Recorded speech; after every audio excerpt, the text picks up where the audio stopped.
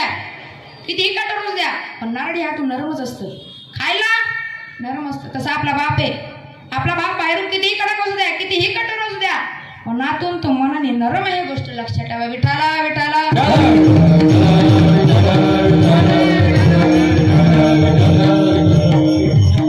म्हणून बापाची व्याख्या जगाला अजून कळालीच नाही असं मला वाटते.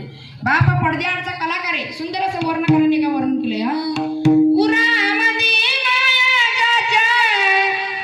काळ्या मेघवानी दाखविना कधी कुणा डोळ्यातला पाणी गडीवर तू ताम जरा ऐकदाची दापरा लई अवगणा गडा उमगाया बापरा उमगाया बापरा लई अवगणा गडा उमगाया बापरा उमगाया बापरा. तो बाप आहे महाराज आणि हे आई वडिलांचे उपकार. विठाला विठाला